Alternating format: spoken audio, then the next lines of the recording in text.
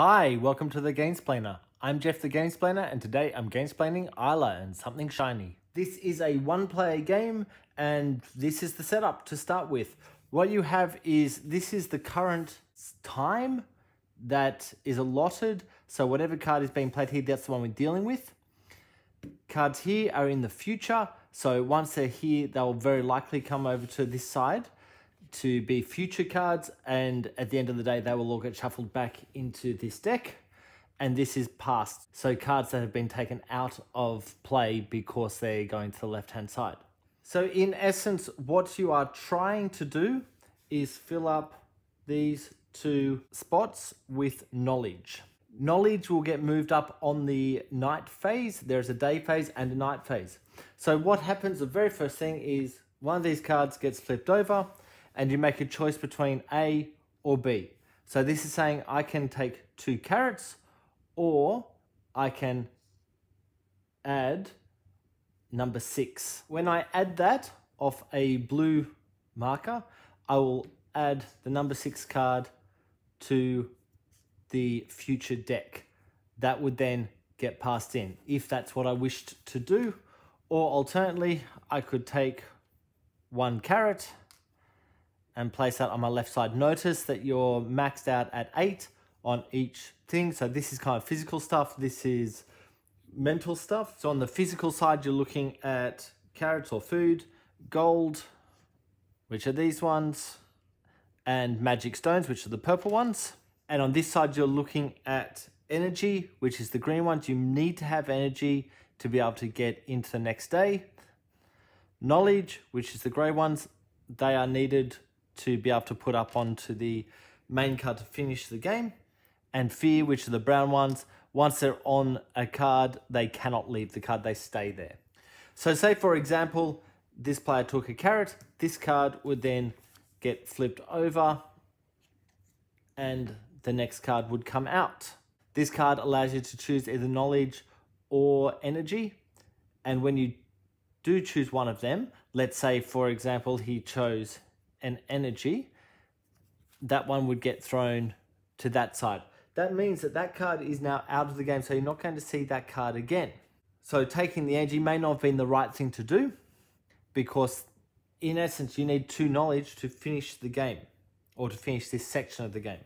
This marker, which shows a red event card, you'll notice that there's stuff that's going to happen in order for you to take that, but when that comes up, you add the red event card to the top of the next to play thing.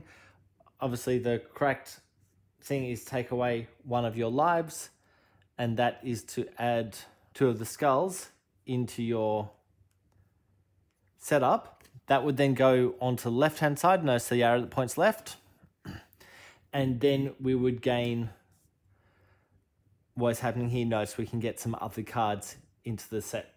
Then we can gain some other cards and some carrots into our setup. Some of the cards have an H, that's talking about this pile, and they are habit cards and come out of these ones. And what you do with them, when you are finishing a chapter, you will actually put the habit cards on the bottom of the deck. That's this deck just here.